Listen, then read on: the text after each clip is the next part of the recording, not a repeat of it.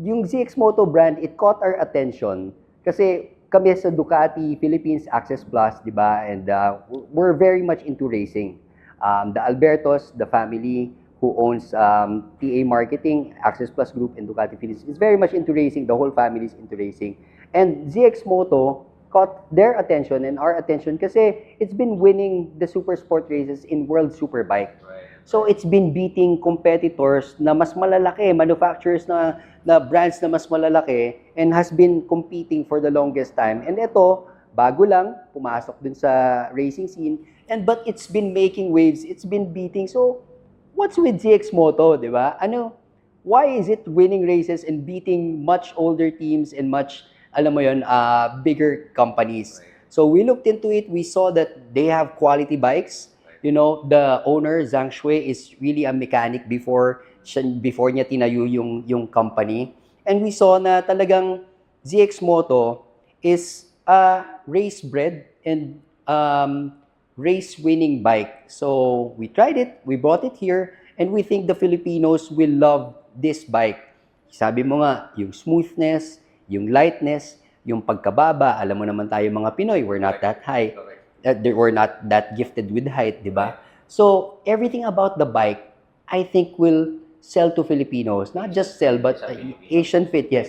But something that they will love. And most especially, yung price point. You get all these great qualities of the bike, all these premium characteristics, premium qualities ng bike for a very, very, very good price, di ba? So, eto, grabe kasi yung ingay na talaga ng ZX Moto. Yeah, di ba? It's been making waves. It's been, especially nung nalaman ng mga riding community, nung mga Pinoy moto enthusiasts na meron na dito sa Pilipinas, bigla lang nag-boom eh. So, what we did is, dinala to ni TJ ni Troy sa isang bike night in the South, hosted by Club 200, and everybody saw it there. And from there, the attention, the hype has gone up na. Tuloy-tuloy hanggang ngayon. Wala na talaga yung stigma sa Chinese bike. Wala na, di ba? Exactly, from motorcycles to automobiles, di ba? EVs, di ba? Chinese brands has been overtaking Western brands, di ba? And we're seeing that, although not yet overtaking, but we're seeing them coming in hot in the motorcycle scene with ZX Moto. Di ba? Everything, you felt the buttons, you felt the acceleration, you felt the suspension, diba? Quality. And they really make everything. Sila yung gumagawa ng mga brakes nila, ng mga clutch nila, no? They visited us here and they saw how well the Filipinos are taking in ZX Moto. So they're very much yung mga ZX Moto principals natin is interested in the Philippine market. Correct. First time ko nga na-encounter, guys, pre-sale pa lang guys. Pumunta ako sa casa nila, Access Group sa Pituason. Pre-order, pero sold out na kagad.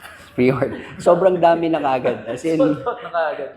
So, sold out na kagad yung mga pre-orders namin. Kailan ang dating nito, Sir Enzo? I do believe we're in the next month or next 2 months, the first container will arrive. And congratulations for being one of the first owners of the 500RR. We can't wait to see yung color white sa'yo. No? And then, para dun sa mga interesado rin na magpa-reserve, most likely, kailan na kaya yung second batch? Pwede na kayo mag-book now. Yung second batch, I would double check kung kailan. But seeing the ZX Moto people arriving here, I'm pretty sure they will find a way to bring it here faster. No? Ubus kagad yung first container. That being said, alam nila na meron silang strong market dito. So, last message lang para dun sa mga viewers natin na nag-o-observe sa brand ng ZX Moto and really into biking. Guys, stop just looking at it on social media. Stop just asking your friends about it. If I were you, the best thing is to try the bike. Try the bike. Pag upo nyo pa lang, you can feel the lightness. Alam mo yun, initial na takbo pa lang, you can feel how smooth it is, how easy it is to maneuver in traffic. Guys, this is a bike na talagang you can own for a long time. Ayun. You hear it from the man himself with that credibility. So not only the marketing manager of Access Plus Group, but also a racer, right? Yes, for Ducati Cup. Ayan, Yeah. Ducati. Alright, so yun lang. Thank you guys for watching and I'll see you guys on the next. Peace. Alright, thank you. Brother, thank you.